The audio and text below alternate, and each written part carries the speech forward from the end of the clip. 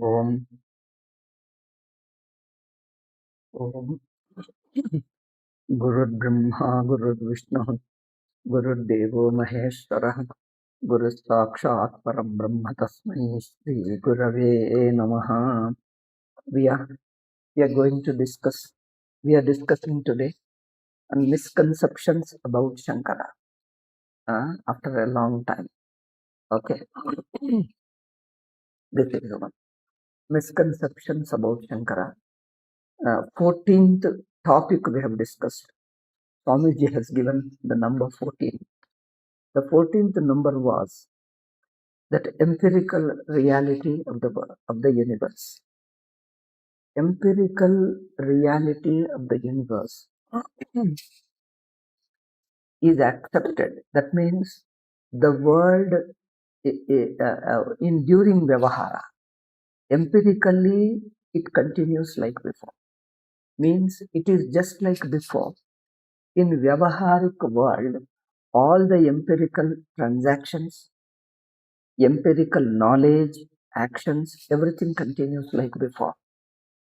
So we Shankaracharya has not denied the very empirical reality of the world.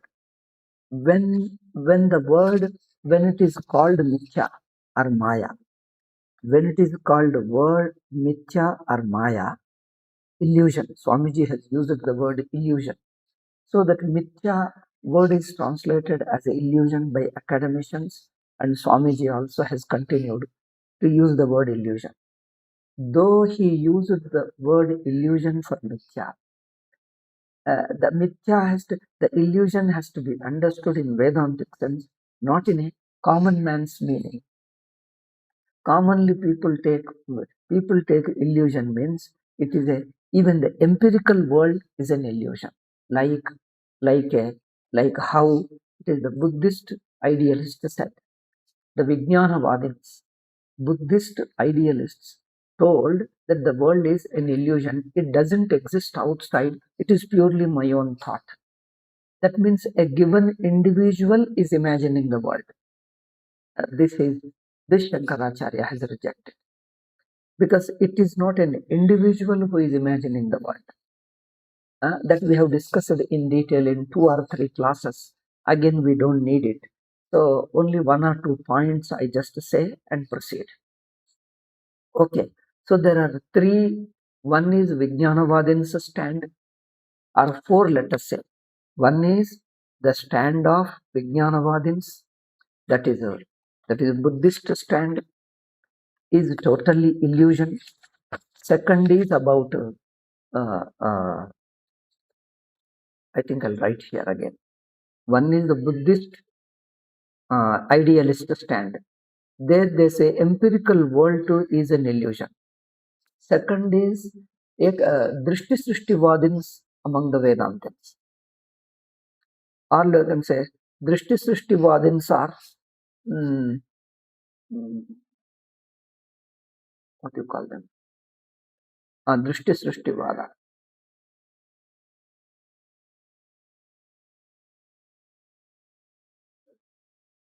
Drishti Srishtivadins is also not accepted. Okay. Drishti Srishtivadins, a section of Vedantins, who tried to present the world is also an individual's creation, and the analogy of dream. Both of these people, both Buddhist idealists as well as Drishti Srishtivadins, both of them accept the world to be just illusion, similar to dream. But Shankara has not accepted any of these. Then the third Vyakyanakaras, like Panchapadika and other Vyakyanakaras. Vyakyanakaras view.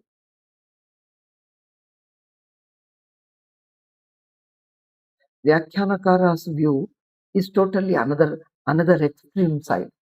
So we leave out idealist, Buddhist idealist, because nobody accepts, no Vedantin accepts Buddhist idealist view. So only we have 2 views within the Vedantins. One is a Drishti Srishtivada, another is Vyakyanakaras like Panchapadika and others. So Vyakyanakaras accept a totally opposite view, sruti drishtivada. World is there and you perceive it. Okay? Sruti drishtivada. You perceive the existing world. Drishti Srishtivada is the individual perceives only his perception in the world. So these two are extreme views because Drishti Srishtivada wants to explain everything through this individual projection. And the analogy of dream, it tries to explain Vyavaharika Prapancha, Vyavaharika Drishti, as well as Paramarthika Drishti. Okay. So, in Vedanta, certain complications arise if you try to explain. See, we have to explain both Vyavaharika Drishti as well as Paramarika Drishti. The problem is, we have to explain both Vyavaharika and Paramarthika. I don't know how to put the camera. I think this is better. This is better. How to put the camera? Okay, I think camera is slightly tilted from an angle. Okay, so it looks as if I'm in it, looking from an angle. Okay, whatever it is, you can listen. Purpose is to listen. Okay, the picture may be different, but I don't know how to put this camera properly. Shall I try again? This camera.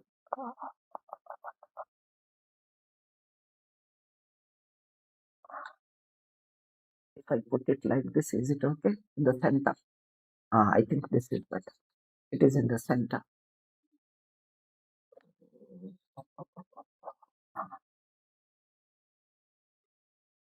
Okay. So, I think in English is something they say, I forgot. They name something. Solipsism. Now I remember. Solipsism. Abba. This English word, I tend to forget this is for want of use. Solipsism. I'll write it so that I will not. So, this Drishti Srishtivada is like a solipsism, like English solipsism. Okay.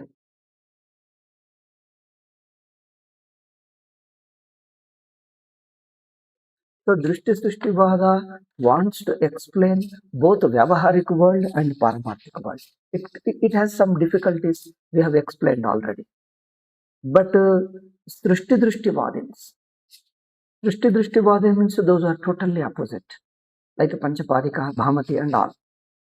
Most of the Vedantas, except that Prakashananda, that 14th or 15th, around 14th, 15th century, when Vedanta Siddhanta Muktavali, Prakashananda, who wrote Vedanta Siddhanta Muktavali.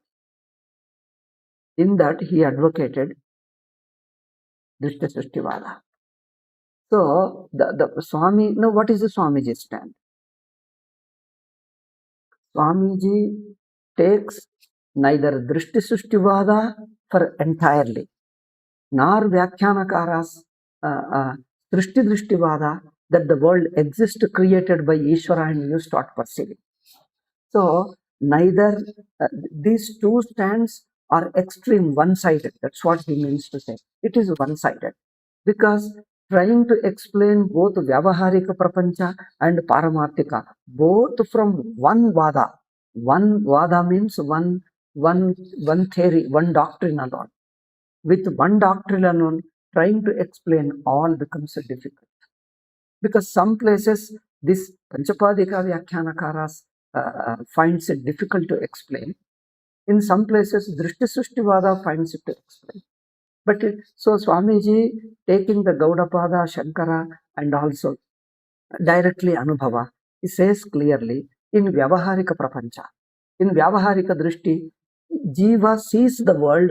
So you can accept Vyakyanakara's view in the empirical level. Because in empirical level, Swamiji accepts what Vyakyanakaras say. that Jiva is there in the world. There is a world already and he exists in that world. Like in dream also, we find that there is nobody feels that I am creating the world now. Nobody feels that I am creating the world now. Okay? Everybody sees that there is already a world and you are existing in the world. Similarly, in the empirical level, you see the world there and you are a part of it, and then the perception and the laws, physical laws. So in the Srishti Drishti means there is a perception, Pramana. Perception means there are Pramanas, function of Pramanas function, because Pramanas perceive the world existing objects. Pramanas perceive the existing objects. One. Second is there is a cause and effect relationship. Cause and effect relationship, and there are other jivas similar to me. Other jivas similar to me. Okay. So it is a world consisting of many jivas, and also there is a cause and effect relationship, karma phala, and also pramanas functioning. You perceive the world already existing world. So these things are okay, these things are right, because that's how you experience. From the empirical standpoint, that's how you experience. No problem.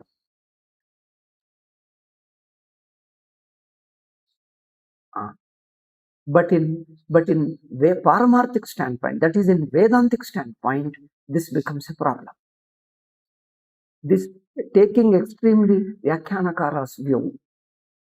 In Vyakyanakara, they add one more extra point that gives difficulty. They say world has to be born separately. It is a world is an object. And when Swamiji told everything is a mithya pratyaya, okay, everything is only a mithya pratyaya, a wrong knowledge. Adhyasa is only wrong knowledge. Just because Swamiji told Adhyasa is a mithya pratyaya, as Shankaracharya himself says, and Adhyasam puraskritya sarve, all the pramana prameya vyavahara, cause and effect, and aneka jivas, all these which Vyakyanakaras have accepted can be explained from the standpoint of Mithya Pratyaya, even if you take Adhyasa is the basis of everything. Just because when Swamiji told Jagat is a Mithya Pratyaya or Adhyasa, they immediately categorize him into Drishti Srishtivada. The problem is they can only categorize into two, either Drishti Srishtivada or Panchapadika Bhamatis, Srishti Drishtivada. They only categorize the things into watertight compartments. Swamiji doesn't fit into these divisions. That's the only problem for them, difficulty for them to understand. Swamiji doesn't fit in with Drishti Srishtivada or with Vyakyanakara's Srishti Drishtivada. Swamiji didn't take, because why he does not fit in, because he doesn't have a vada. Vada means he doesn't have a doctrine of a fixed view, and that fixed view explaining both Vyavaharika and Paramarthika. Swamiji took as the experiences. As the experiences, so he started explaining according to Anubhava. Swamiji doesn't go by a theoretical doctrine. First, you take a doctrine and try to explain. Swamiji doesn't have a fixed doctrine. If you call it a doctrine, doctrine is according to Upanishad, according to Anubhava. That is the only doctrine. So, where the Upanishads are not building up a doctrine, they are only trying to understand life and understanding truth. That's all. They only understand, this is important.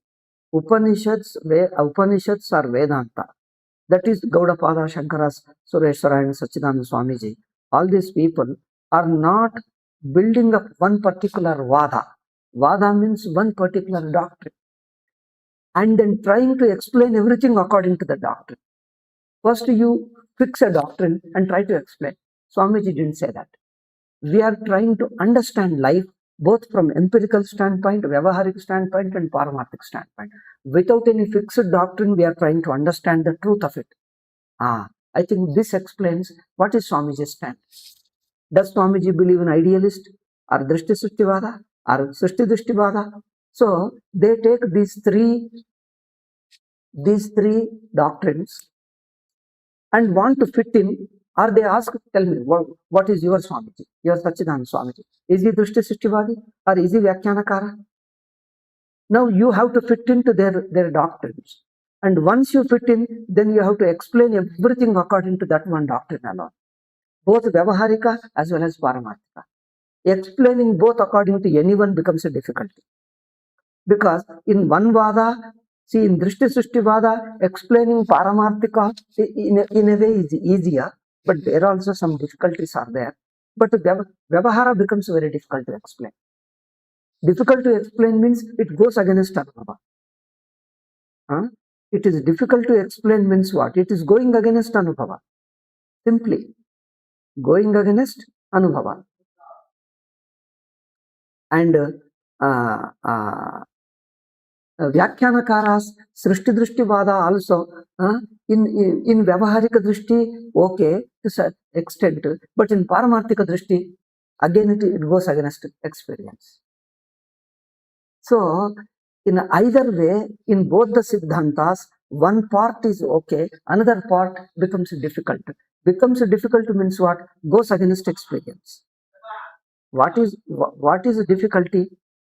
Difficult to explain means what? It is going against Anubhava. Then they have to explain away one aspect of it, or just ignore it. It becomes illogical and against Anubhava. Then what is this Swamiji's doctrine, which explains all of them without contradiction? What is Swamiji's view? Swamiji's view is neither Drishti Srishtivada nor Srishti Drishtivada. You can say it is Anubhavavada. I think this is you have not used the word. It is Anubhavavada or Vedantavada. Okay? It is a Vedantavada or Anubhavanusari Vedantavada. I think this is the right explanation of Swamiji. Anubhavanusari Vedantavada.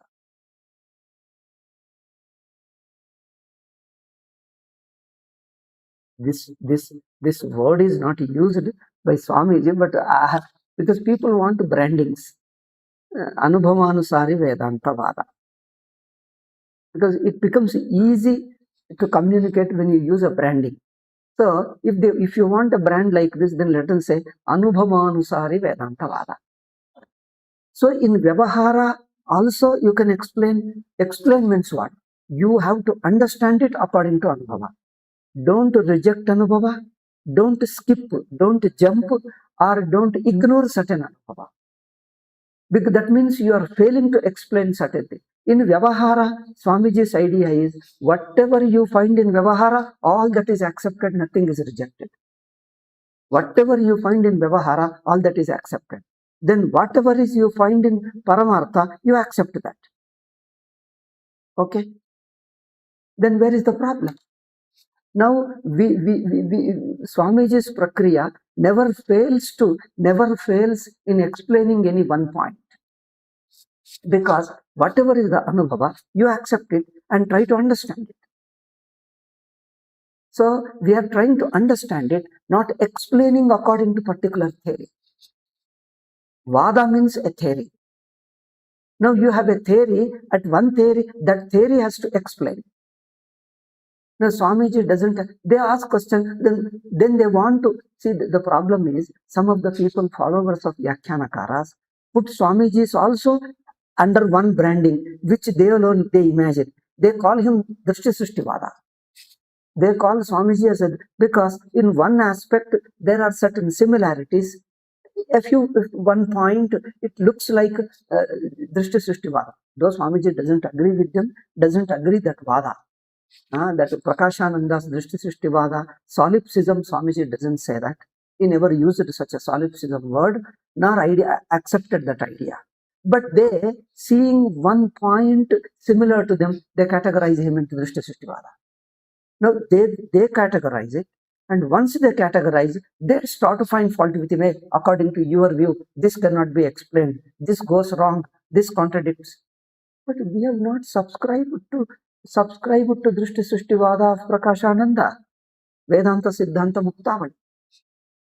Why do you categorize us when what we don't say? So you have to listen to us. What is our view? Then what is our view? Anubhava Anusar. Vyavaharika Drishtya. Whatever is Anubhava, we try to understand it. According to Paramarthika, whatever is everybody's universal experience. Whatever is universal experience, we leave out nothing, we skip nothing, we explain away. Explain away means just skipping a point without explaining convincingly. Without explaining convincingly, just you just say something and dismiss it. No, we don't dismiss anything. Whatever you find, that's what is explained. Try to understand it. And not only that, we harmonize Vyavaharika and Paramarthika. That is the thing. Now, one more difficulty with these two exclusive, mutually exclusive vadas. Mutually, vada means a theory. Mutually exclusive theories. Okay, this Srishti Vada and Vyakyanakara's Srishti Vada, they are mutually exclusive theory. Mutually exclusive means if one part mixes with others, they try to reject it. Mutually exclusive. That's why they quarrel and they don't agree with each other. Exclusive theories.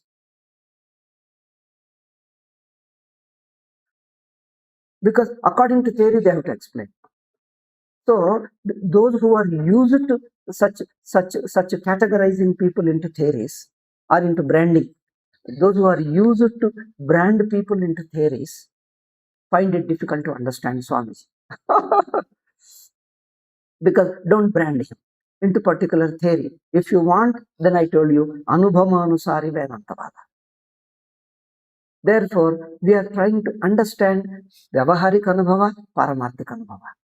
From your standpoint, from others' standpoint. Whatever is others' standpoint, whatever is your standpoint, take it as they are.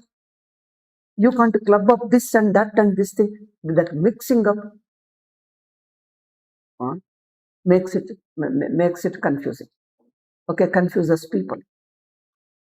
So in Vyavahara, Jiva Ishvara Bheda is there anyway. Because that's how it is. When I feel Jiva, you see that I have no control over the world. I see the world. There is a cause and effect relationship. I use my pramanas, means of knowledge to perceive the world.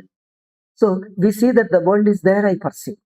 This is how we feel, we experience it. So this is accepted as you find in Vyavahara. Because that's how you find in Vyavahara. In Vyavaharik Prapancha, nobody is explaining the world. In Vyavaharik Prapancha, we accept the world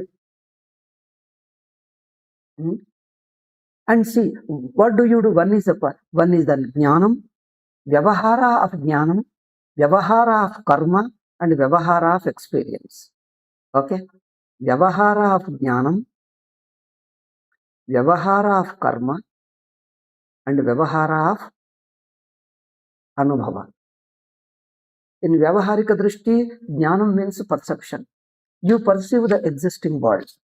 Common man, when you are dealing with what you call Karma Kanda or even empirical world. Worldly life and also Vedic life. Vedic Vyavahara and worldly Vyavahara. Worldly Vyavahara and Vedic Vyavahara. You take the world for granted. There nobody questions. World is there or not, nobody questions. At that stage, world is there. That world you perceive through your means of knowledge. So there is a transaction of knowledge and ignorance and everything is there. And karma, cause and effect is there. Okay? Cause and effect is there. And there is a one, and not only the cause and effect, there is a one harmonious whole world. Therefore, the whole world is governed by one law. That's why we say there is a Jiva Ishvara accepted. Ishvara is there, Jiva creates the world. No, I mean Ishvara creates the world and sustains it and dissolves it. And Jiva lives according to his karma and Ishvara. So this Jiva Ishvara Bheda, Ishvara is creating the world and Jiva is using the world, living and using the world. Ishvara creating and running the world. Okay? Ishvara is creating and running the world and Jiva is living in it and using it. Ishvara is living in it and using it. So this is how the Vyavaharik world is. And this continues, nobody can deny, because that's how the Anubhava is. In Vyavahara, whatever we see, you accept it as that way and try to explain within that. Because in Vyavaharik level, you are not trying to understand the absolute truth. That's you note it. In Vyavaharik level, that is the worldly level and also Karma Kanda level. You are trying to understand how best to live the life and get how best, a better life, best life you live as a Jiva. As a Jiva, how you understand world, how you use the world, and how best you achieve the karma phala and enjoy the life and live it yahaloka, paraloka, up to brahmaloka you live. So you take, there is a creator for it, and there is a world, and there is jiva me, and there are other jivas like me. At that level, there is no understanding of absolute truth. Absolute truth is how best you can live. There is an issue at that level. In Vyavaharik level, absolute means in Vyavaharik level, the final truth is there is an Ishvara running the whole world. Okay? There is an Ishvara which, because you see there is a harmony, there is a law, world runs according to a law. Some of the laws we may not know, some of the laws we know, some of the laws are still deeply embedded, like yogic powers and all that is difficult to understand. Therefore, at that level, person is not interested in knowing the absolute truth. Is interested using the laws of the world, both empirical laws as well as Vedic laws. Vedic means religious laws. Religious means the prayers and karmas and rituals and getting the results of them. Certain mystic laws, certain mystic, or you can say super normal, yogic. Mystic yogic laws are also part of the world. Mystic laws, yogic laws, and also worldly laws. World is a scientific law, mystic law, and yogic law. That's why we say Yoga Shastra, whatever the yogic powers, supernormal powers, they follow the yogic laws. Mystic laws of the bhakta, etc., that also certain laws. So we say one is an empirical law, that is a scientific, material laws. Science is only purely materialistic. Okay? Materialistic laws and mystic or mystical laws, then the yogic. Okay? This is what maximum you do. You are not interested in knowing the absolute truth. Absolute truth is exclusive topic of Vedanta, Paramarthika Drishti. So, all this is found in empirical level. Nobody rejects it. Swamiji has not rejected all that, both materialistic scientific laws. Second is the mystical, that is the bhaktas, emotions, prayers, and rituals, and all that laws, religious laws, and yogic, religious, whatever you say, all that assume Jiva Ishvara Bheda. Three things they assume: that there is an Ishvara, that there is a Jagat, and in Jagat there are many Jivas, I am one of them. These 4 points are commonly agreed. Okay? In the empirical standpoint, there is a world. World follows certain laws. World means laws. World means world living according to, running according to laws. That's what world means, laws. So the laws of three types, one is a materialistic, there is a mystical, yogic, and are put together religious. Mystical and yogic and religious laws. Okay. Then there is a world, and the one who is a grand law, which governs the entire world.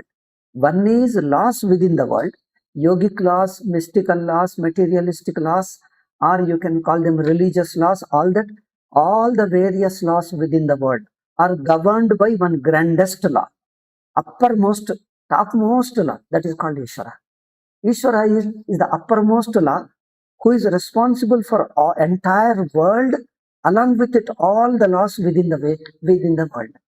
Okay, so Ishvara is one who not only governs the laws within the world, but he has got he governs the law of the very creation of the world, very creation, sustenance, and dissolution. So Ishvara is the one who creates, who follows that law. Follows means he is that law. He doesn't follow, he is that law. he is that absolute creation of the world, and then sustenance. Sustenance means running and also dissolving the world. So that one who is an Ishvara is who brings the harmony to the entire world. Entire world, various laws, it along with all its apparent contradictions, various laws of different levels, material level, mystical level, yogic level, normal, abnormal, supernormal, all various laws. So one who is the one who brings harmony to all these things, to the entire world, and also himself is not a part of the world. Part of the world means he is not a jiva. He is running through the world. He is immanent in the world, but not a given individual in the world. So he is immanent in the world, but he is not a given jiva. He is not a given individual soul. He is all pervasive. He is immanent and all pervasive at the same time. He is not governed by the laws of the world. That means world doesn't make him, reduce him into a jiva. Okay, this is Ishvara. At this level, we pray to Ishvara, or at least you may not use the word Ishvara, but you agree that there is such a law, and that law is a consciousness. That's why you can pray to it. It is a conscious principle. Instead of law, let us call principle. It is a conscious principle. Like Buddhists don't call God, but they use that there is a conscious principle. So yogis, mystical people, worldly people. I mean, the scientists don't call it consciousness, but they say there is a principle. World as a whole is governed by one principle.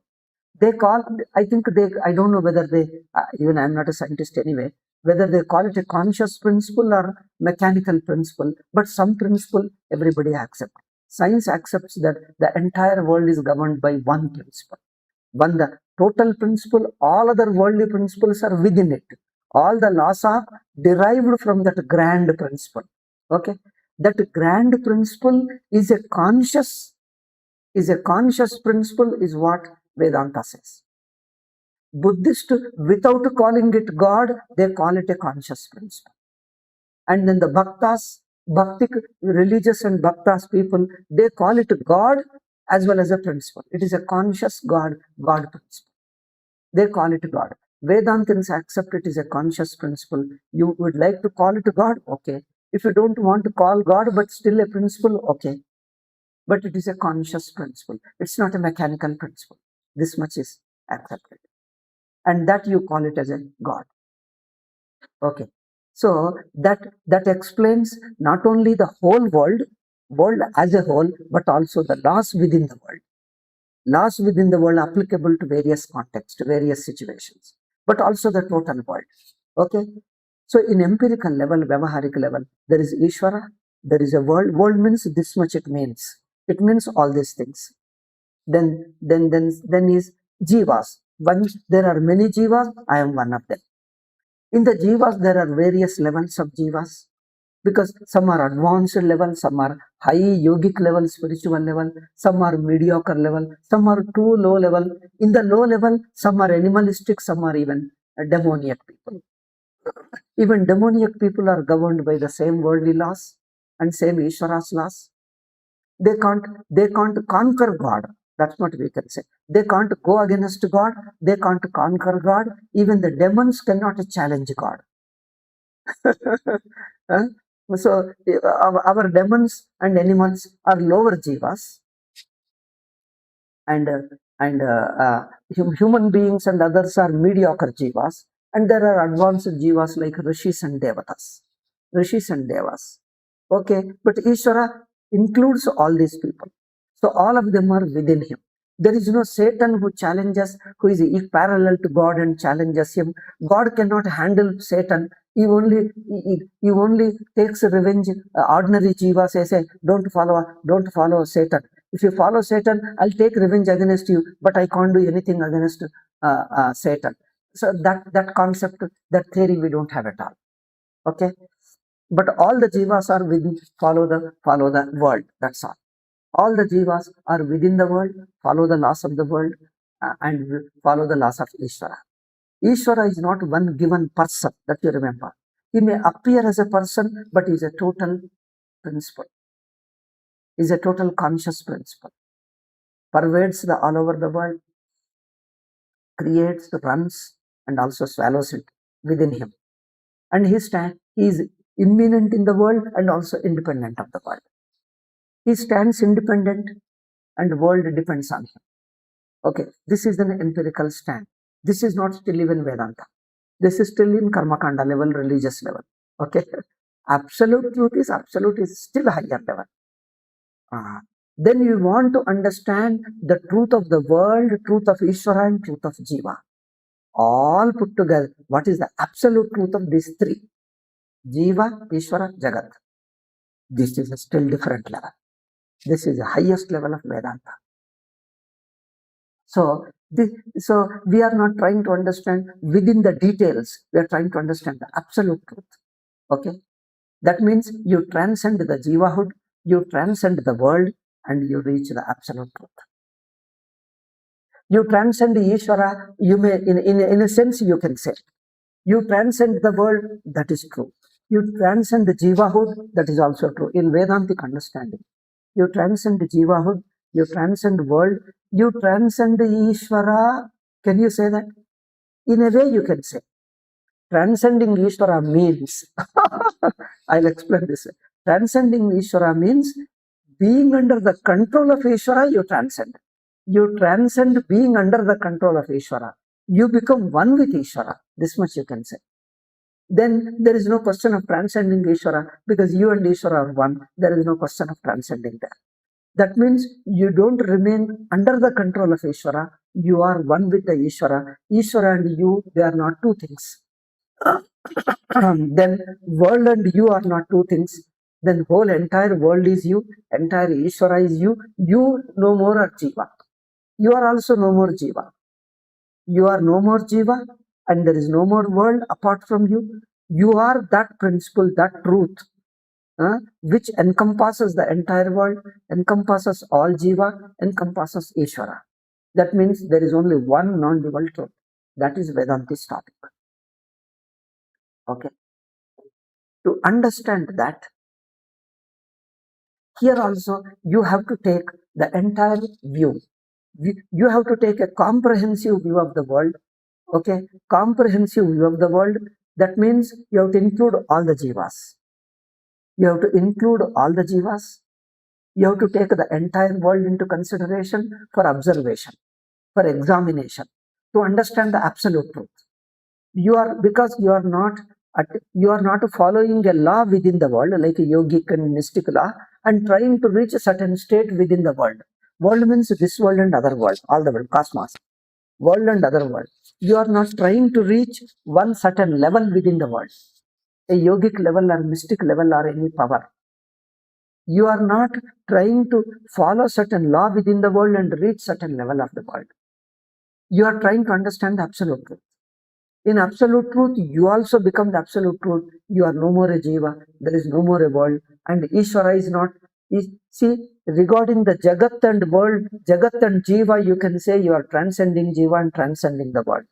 When it comes to Ishvara, you can't call that you are transcending Ishvara. Regarding the world, you can say you are transcending the world. In Vedantic understanding, in Vedantic absolute truth, you are transcending the world, you are transcending Jivahood. Then you can't say you are transcending Ishvara because you become one with Ishvara. Now there is no question of transcending, because that is the one truth. So other thing, in a way you can say transcend Ishvara. Then you have to explain in what sense you mean transcending Ishvara. Transcending means being under the control of Ishvara, you transcend. You don't see being separate from Ishvara is what you conquer. You don't conquer Ishvara. That means being separate from Ishvara, you come under the control of Ishvara. That coming under the control of Ishvara, being separate from Ishvara, you conquer. You become one with Ishvara, and then you can't use the word anything. It transcends all words, all concepts, all explanation. That is absolute truth. Call it Brahman or anything, whatever name you call, Atma, Brahma, absolute, whatever. That is absolute truth. There is no division. That transcending Ishvara means there is no Ishvara. Ishvara is for Jiva. Okay? Ishvara exists because Ishvara is a ruler. Ruler is there for Jiva. Since you are not Jiva, Ishvara is not there as a ruler. That means Ishvara loses Ishvaratvam. That means the rulership, the governorship he loses, he becomes the absolute truth, that is yourself. So in this sense, you can say, just as you are transcending Jiva and Jagat, you are transcending Ishvara also in this limited sense. Okay? You are transcending Ishvara means you are transcending a somebody ruler who controls you, who rules you, because there is no ruler for you. You are transcending ruler means you don't have a ruler apart from you ruling you. In that sense, you can say you are transcending a relative Ishvara. That means you are transcending Ishvara means being separate.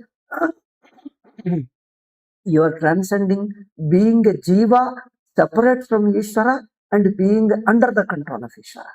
That portion, that status you transcend, then Ishvara is no more controlling you.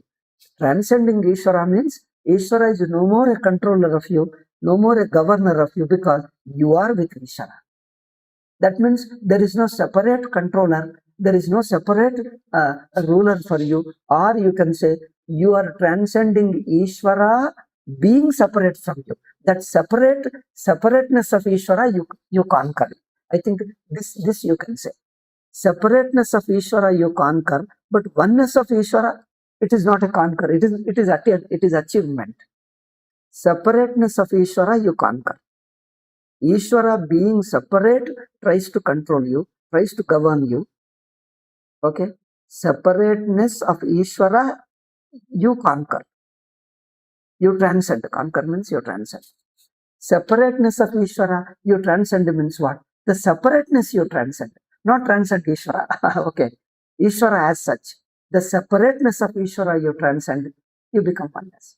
So in this sense, you can say you transcend the world, you transcend Jivahood, you transcend the separateness of Ishvara. This much we can say. Then all that becomes one. Okay. I'm using certain expressions, certain words, probably you may feel new, but these are all derived from the same Shankara's Vedanta, Sachidananda Swamiji or Gaudapada, Veda Vyasa, Badarayana, everybody. That is a normal Vedanta, Upanishads and all. I'm only deriving their implication, I'm only taking out their implication. I'm not contradicting any of them. Okay? I'm not contradicting. I'm only explaining which modern man, I mean, the man of present, the person of present days can understand better. Okay? I'm only taking out their implication, which is easily understandable to us. I'm not compromised any idea of Vedanta. I'm not contradicted any Vedantic, traditional Vedantic idea of Shankaracharya or Sachidananda Swami. Okay. So, when we are trying to understand this absolute truth, then you need a view of the world, a view of Jiva and view of Ishvara. That view takes a special view. This special view requires a comprehensive vision. Okay? A comprehensive view, a universal intuition, Swamiji told, a universal intuition, a comprehensive view. Because we are not living an empirical life, religious life to achieve certain the result of karma kanda. Means the result what religion can offer. Religious means karma kanda religion. Okay. The yogic sadhanas or mystical sadhanas or religious sadhanas. Religious, yogic, mystic. In fact, for us, all these three are same. So those who do not understand, I am using different words. For us, religion means includes yogic, includes mystical bhakti, yoga. All that is included under karma kanda. Bhakti and yoga is included under Karma Kanda one. Okay. Vedantic yoga is different. Vedantic mysticism means bhakti. Vedantic bhakti, Vedantic yoga, and Vedantic vichara, all are one. So, yoga we can talk of two levels. One is a religious yoga and Vedantic yoga. Yoga means a meditation, inquiry. So, mysticism also, there is a Vedantic mysticism means even Vedanta vichara is a kind of bhakti only. The Vedantic self-inquiry is a kind of bhakti. So, this bhakti helps you to understand the absolute truth because bhakti is synonymous with vichara, with his self-inquiry. So there jnana and bhakti are not two separate.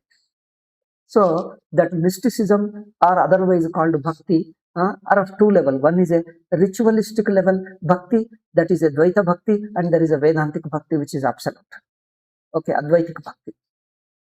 Yoga also, you can call it a ritualistic yoga where you follow certain yogic laws and attain certain yogic powers, supernormal state of rishi state or devata state or some state. Okay, but there is a Vedantic yoga is nothing but self-inquiry, meditation, vichara, and understanding that. So the yoga word is a common, so you get confused. Some of the people get confused. Those who are not properly initiated into Vedantic thinking. So mysticism is a Vedantic, and then Vedantic Pramana. Religion also we have got two levels. One is a normal religion, another is Vedantic. Vedanta is also religion for us, but it is a self-inquiry. It's not a blind acceptance. It is just an examination of absolute, a comprehensive comprehensive life, and arriving at the absolute truth. So Vedanta also is a religion. Vedanta is also mysticism. Vedanta also is yoga, but it is a higher yoga. It is a higher mysticism. It is a higher religion. Another is empirical karma, rituals and prayers and attaining a certain state, attaining a certain other world or other power, other state. All that is what you call karma kanda religion, but this is a Vedantic religion. So Vedanta can be called a religious level of Vedantic level of religion, let us say. It is a Vedantic religion, Vedantic mysticism, Vedantic yoga. All the three mean same. Vedantic religion, that means all of them mean Vedantic inquiry, self-inquiry. Okay. So Vedantic religion, Vedantic mysticism means bhakti. And then Vedantic yoga. So, in this, where you take the absolute stand, you need a comprehensive stand because we are searching for the absolute truth. Truth, which includes me as a jiva, takes the world as a whole, all the jivas, all their achievements, all the sadhanas, yogic, mystic, ritualistic, scientific, all the sadhanas. Whatever scientists can achieve, whatever the mystics can achieve, whatever the yogics can achieve, all these absolute. All these put together, the final goal of all these is absolute truth. So since we are searching for the absolute truth, we have to take a comprehensive view. In comprehensive view, cannot ignore our own anubhava. That's why Swamiji told you have to take avastha view. Jagrat, Swapna, Sushupti, waking, dream and deep sleep.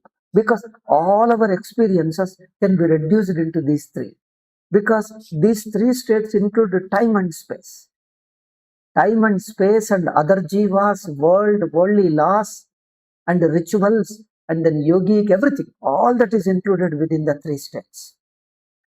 Therefore, states are very large states, not individual states, where the world is included in the state. The world is included in the waking state. The waking world is included in the waking state.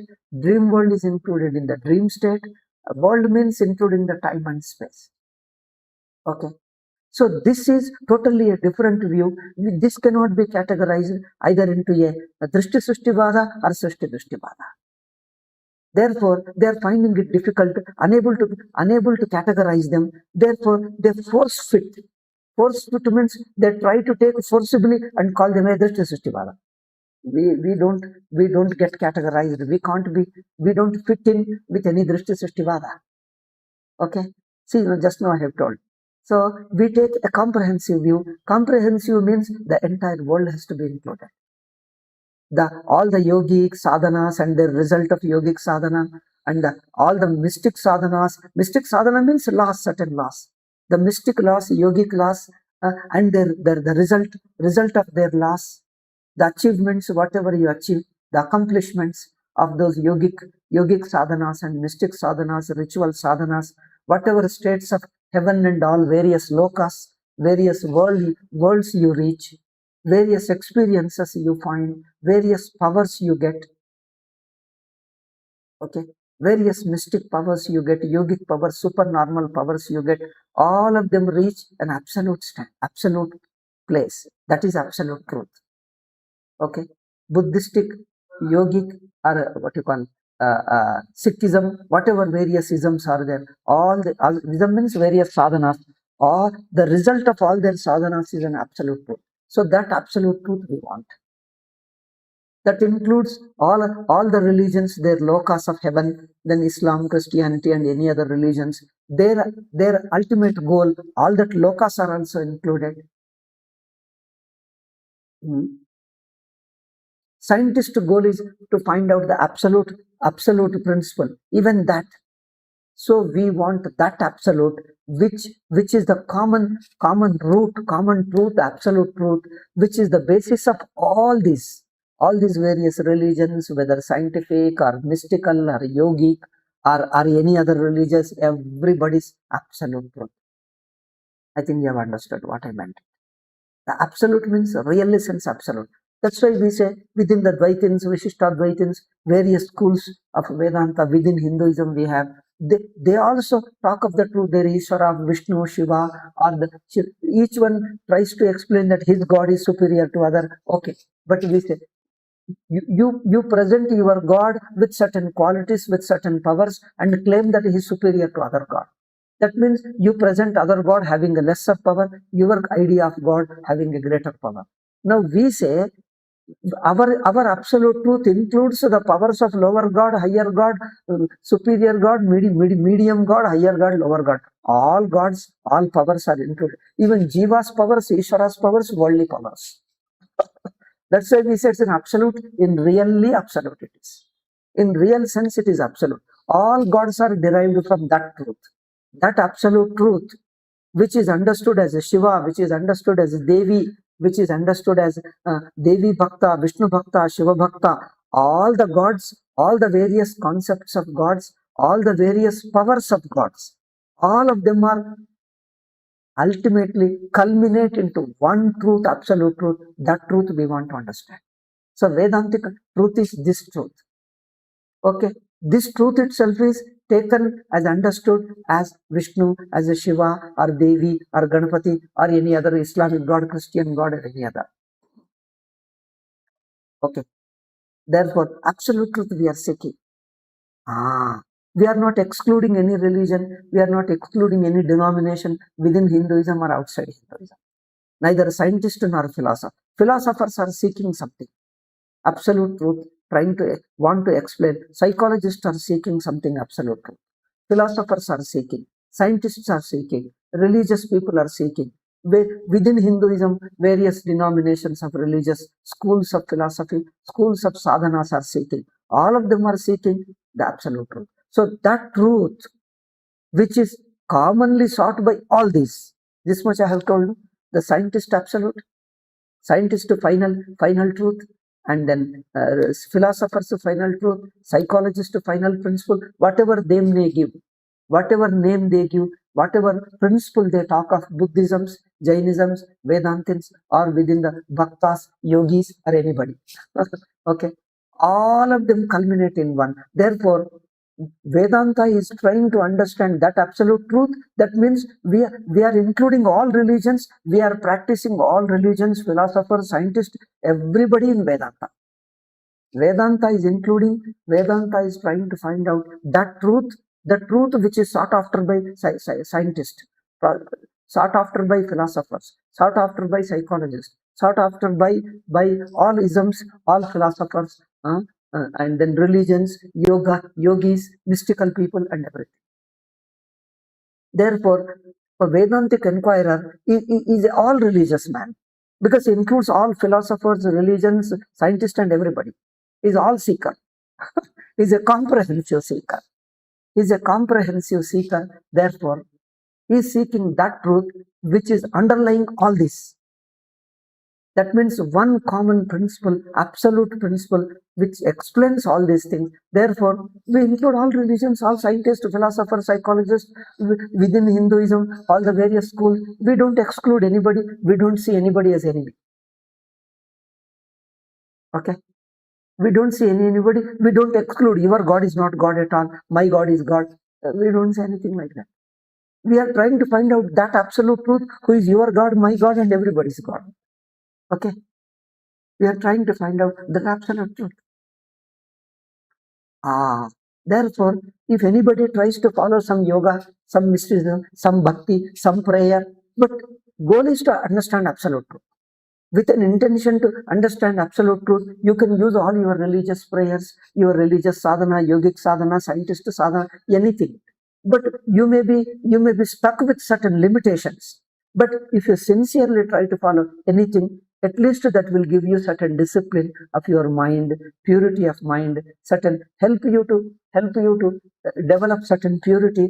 That means certain tools of self-inquiry. It purifies your mind, purifies your emotion, purifies your social relationship. You follow dharma. So you follow dharma for two purposes. One is you are following dharma to achieve certain things in life. You following religion to achieve some heaven or some powers, some blessings of God, to receive certain material blessings, certain other things. Okay, you are following yoga to achieve certain powers, gain certain powers. But if you can use the same yoga just to cultivate your mind and purify your mind, I mean, purify your tools of mind, sense organs, intellect, and all that. Simply to purify, make them really pure and capable of self inquiry. You can follow yoga also in a selfless way as a karma yoga. You can follow yogic sadhanas in a selfless way, not to achieve any fruit. Without any fruit, just to purify yourself and develop your inquiry skills of search. The self-searching, that means searching tools you have, your sense organs and mind, you are purifying them for search the truth. So you may follow any religion. You may follow any religion, but Nishkama religion, that should be. Not to achieve goal or heaven or something. Just simple prayers, a selfless prayer. You want to achieve selflessness, that is good. You want to follow bhakti or meditation, but all to purify you, not to achieve any external goal or any loka or any particular world or any particular power. Not any particular power, but just to purify you, sharpen your selflessness, purify you, make you selfless, make you preparing you to understand the absolute truth. So whatever religion you follow, your scientist method of inquiry, psychologist method, philosopher's method, religious methods, yogic methods, mystic methods, all of them, if you follow selflessly, they all constitute karma yoga. Karma yoga means they all preparatory stage, preparing your tools, your mind, your sense organ, your limitations of mind. They remove you. They make your mind broad, open-minded, pure. Okay, it helps you to get rid of the limitations of time and space. Therefore, mind becomes very open, just to make you open, selfless, and free from prejudice. Okay, make you open, selfless, free from prejudice. So that means you are purifying your tools. Tools means your mind and sense organs and vision. Okay, you are trying to purify your vision, which helps you, prepares you for inquiring for absolute truth. That inquiring for absolute truth, all these will prepare if you use them in this way, in a selfless way, not in a rigid dogmatic way that you have a fixed goal, a fixed law, a fixed goal, fixed concept of God, and then that becomes a sakama. We call it a sakama. That means you are interested in certain goal, a particular goal. And your exclusive God, exclusive goal, exclusive world, all that is okay. But that's limited. So all of them are included. Anybody, therefore, you whichever area, whichever field you are, use them selflessly, it prepares you. makes your mind free from prejudice, makes your mind selflessly loving person, selflessly meditating, selflessly serving, selflessly relating to people. Time and space and the world and objects, nothing you don't take any fixed view and a rigid view. A comprehensive view. Include all people, all views, all thoughts, all ideas, all principles. Okay. The absolute, really absolute you want to understand. Therefore, within Vedanta also, there are various schools. We don't exclude. We don't say ours is Advaita, theirs is Dvaita. We don't believe Dvaita. We believe Advaita. This is again rigidity. This is again foolishness. I'm sorry to say, use the word that abusive word. I don't mean that. That means absolute truth means you don't exclude Dvaitins, you don't exclude Vishishtadvaitin, you don't exclude Vaishnava, you don't exclude Shaiva, you don't exclude Islam, Christianity. But you are seeking the absolute truth. The truth underlying all religions, all philosophers, all religious concept of God. Okay. All lokas, whatever heaven or Brahma loka, whichever loka they think of, all mystics, they are including all their goals, all the goals, all the sadhanas, all the concept of God. This is an idea. All the concepts of God existing in humanity, all the concept of goals means lokas. You may call heaven and etc. whatever, or Brahma loka, or Vaikuntha loka, or Kailasa loka, whatever lokas, whatever worlds you are trying to reach, all the worlds included, all the goals, I call in goals. Yogic goals, mystical goal, or religious goals, all the goals trying to reach one. We talk of that absolute goal. Okay? That absolute God, or absolute goal, or absolute truth. Now you see, this is we are going by Anubhava. We are not having a fixed any doctrine. Now you understand this Drishti Srishtivada, Srishti Drishtivada. Why do you want to fix with the theories? Get fixed with the theories. Shankaracharya never got fixed. This is how it is. Gaudapada, Shankaracharya, and Sachidananda Swamiji, Sureshwar, all Vedantins. This is how we talk. Now tell me, in these things, where is one theory, Drishti Srishtivada, that Vada, this Vada, that doctrine, that theory, this theory? We just follow the Anubhava. Anubhava, universal, your Anubhava, my Anubhava, we include you and me and everybody. We don't exclude anybody. Then where is even among the Vedantins, we include all. Why we? That's how Shankaracharya did, Sachidananda Swamiji did, and we all have to do that same thing. It is not exclusively of Shankara or Gaudapada or any particular person. It is within a law, within all of us. It is your Anubhava, my Anubhava. It is a comprehensive universal view. Okay. Oh, is it already more than 1 hour? Oh, already more than 1 hour. I have not completed the topic. I think we'll continue it tomorrow. I want to do every day some disturbance, something is happening. Every day I want to continue one English talk I must have every day. Even I feel at home to speak in English. I'm not very good at English, but I want to have one English talk and one Kannada talk. So this Kannada talk they made compulsory, and English talk they have been making disturbance. See, noise, what a noise. Wow. See, the drilling here, right here. Oh my God, I am unable to hear the drilling here only. You see, unable to hear. So the lot of noise, people talk here, this, that. Suddenly they come anytime, odd time. My class time, suddenly they come, Swamiji, you want to talk to me. That's all. The class is over, then the lunch time, then something else, then whole day passes. Like this, every day there's some disturbance is coming and then getting done. I want to have one English class. This misconceptions I want to complete and continue my others. Other books like Mandukya and other books. I don't know if Bhagwan wishes, if everything goes well, I wish to continue. I think everybody's will should come together. Probably that helps us to continue. So one talk we must have. Now already 1 hour is over. That Sunday talks I give English, I think I will do, but that Gita, English Gita talk, half an hour at least I'll do. I'll take a 5 minutes gap and then come for the Gita. Gita English, I have to do that Sunday. Today is Sunday, so we do English. This point is incomplete. We'll tell you how that comprehensive vision cannot be categorized into that ekajivavada or illusion and all that. We call it mithya jnana, and then taking the world. Then the jnani, then the last point is, for the jnani, is there a world or not? With this, I'll conclude this topic of 14th topic in misconception Veda. For jnani, does he see the world? This is always a complex thing. They become two groups of people have. Drishti Srishti Vadins say there is no world. These people say there is a world and he sees the other jivas. Then if you see the other jiva, there is no absolute truth. Then he cannot be jnani. If he sees other jivas and the world, he can't be jnani. And these people say drishti srishti vadins, then if he sees the, if he knows the truth, then there is no world for him. Then how do you explain? This again is a contradiction. Now, drishti srishti vadins give one explanation, and this Vyakhyanakaras give explanation. Both of them are becoming incomplete, unable to explain.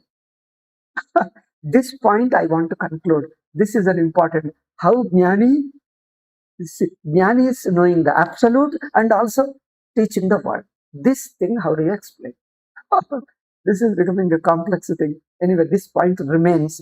I have to explain. I thought of starting 15th topic, but anyway, in summarizing the past topic alone took away 1 hour. So I can't summarize same blindly. While summarizing, I start explaining again. So I started explaining in a different angle. But anyway, I hope even this is useful to people, useful to students. So we shall leave it at this thing. This topic I hope to continue. At least to 4 o'clock is okay, probably 4 to 5. I hope people won't disturb me. Every day, 4 to 5, or I would like to do that. I think tomorrow onwards, I'll make it a point that nobody will disturb me. I shall tell them, if you don't mind it, during the talk, they come and talk. I think I'll talk and leave them like that. I want, instead of cancelling the class, let them do little disturbance of 2, 3 minutes, 5 minutes, and then send them away during the talk. Instead of that, I end up cancelling the class because of their disturbance. I think we should persist in spite of disturbance. Then I think we will continue. We will be able to continue the class. Okay, I'll take 5 minutes. Thereafter, at least half an hour, we will have the Gita English talk. That 6th chapter we were doing. We will do it, okay, up to 1 o'clock. Okay, Om Shanti Shanti Shanti. Harihi Om Shri Guru Bhyo Namah. Harihi Om Tat Sat.